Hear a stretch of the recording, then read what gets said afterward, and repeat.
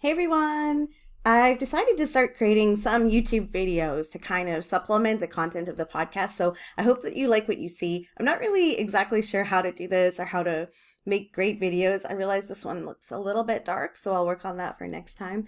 But if you haven't seen this week's podcast episode, is episode 14. It's all about Black Friday sales strategies, and I've shared some interesting research on how companies have leveraged their in-person and online Black Friday and Cyber Money money sales strategies to get lots of sales on that weekend. I've heard from some sellers that they don't think that Black Friday is really all that important for one-of-a-kind collectibles and vintage sellers.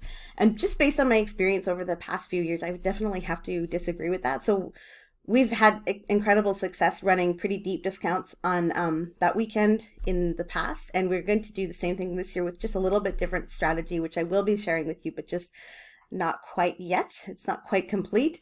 And I also don't necessarily think you should do the exact same thing as me because it might not work for your particular store. But I will share what we do and the results of that. So what we've been working on right now is just listing as much stuff as we possibly can. So we have a lot of inventory available when Black Friday begins. The more people have to choose from, hopefully the longer they'll stay browsing in our store. So I just thought I would show you some of the things that we picked out.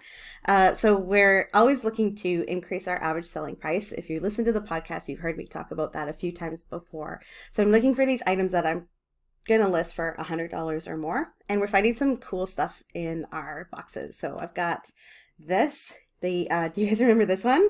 The U2 iPod, like circa, I think 2005, something like that. This one still works. Came from a storage locker that we got a bunch of years ago, and I don't know why we never sold it, but we didn't. I know that this one works. I tested it some time ago, so that's gonna go up. And what else do I have over here? I've got some charm bracelets. Actually, I have two. These are pretty cool.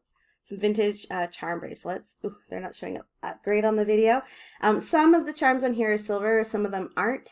A lot of times with charm bracelets, they're marked sterling, but they are actually not.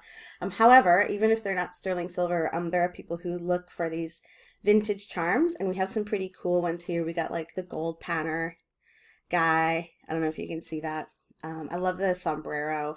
Somewhere in here, there's some Disney ones that my husband found. So those will probably go up and easily $100 each or more for those. What else I got? I've got this cool, I'm actually not sure what this is. Leave a comment if you know. So it's like about the size of a locket. It does open. It's got religious symbol on the front, so it does open. I thought maybe it was like a little snuff box or something. Little pill box or stuff box. I don't know, let me know what you think. It's marked 800 silver. Probably not, it's not a $100 item, but it's cool. Something interesting that could go. And by the way, I don't mark down precious metals much at all, if ever. So for Black Friday, the maximum discount that any of my gold and silver stuff is going to be is 10%. So that's it. But because obviously, like, I could scrap it, so I don't need to discount it too much. Let's see what else we got in here. So over the years, we've collected all kinds of cool things from storage units and from the trash. And so I have everything in like little baggies here. So like I have this. So I have a bunch of stuff like this. So I have like this gold cocktail ring. Pretty neat, hey? With I don't know what the stone is. I thought maybe it was amethyst, but I'm not convinced. I really don't know much about stones.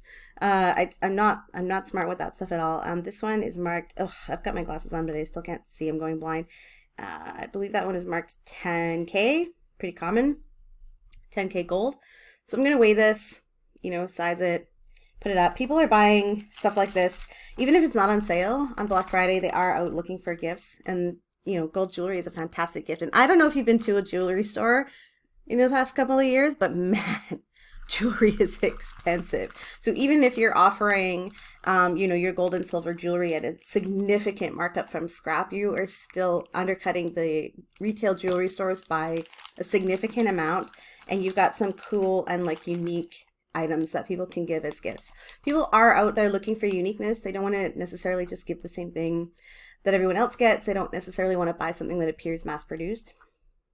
So there's another gold ring there. Probably going to put that one up. I like to do about 10 pieces of jewelry at a time because I'm actually like, I find jewelry frustrating. Like I know some people really love it, but I find the whole photograph and listing process to be a bit tedious. So like I kind of just do like 10 things and then I'll stop. There's another one, sort of gold pendant with some kind of green stone, maybe jade. I don't know. What else we got in here? Oh, this is, okay, I'm not going to list this, but I'll show it to you anyway. Oh, come on, come out of the box. This is pretty cool. So I've had this for like a really long time. This came from a storage locker. Hopefully you can see it there. This is gold, tested gold, and I think it's a tiger's claw. I can't sell this. It came from a storage unit. Now I own it. So here it is. I think it's a tiger's claw based on the other stuff that we found in that locker. That's not going to be listed. That's going to go back in the box. But it's another cool thing. Oh, how about this? Mini disc player. So I don't know if you guys know this, but mini discs and mini discs players are good sellers. And this is a particularly good one. This is a recorder. So this is good for people who like record bootlegs at concerts and stuff. It actually has a small audio issue with the headphones, but it's otherwise functional. I think I can still get $100 for it. So those are just a few of the things that I'm going to be working on today. It's raining, so, you know, I got nowhere to go. So I'm going to work on these listings and get them up in our store. And so you're going to see them there soon. I want to hear from you. Leave a comment. Tell me what kinds of stuff you're working on for Black Friday. Do you have a sales strategy in mind? Are you going to launch some discounts? Or are you just going to put a bunch of cool stuff in your store? I want to see it. I want to hear it. Leave me a comment and listen to the podcast. We'll see you next time.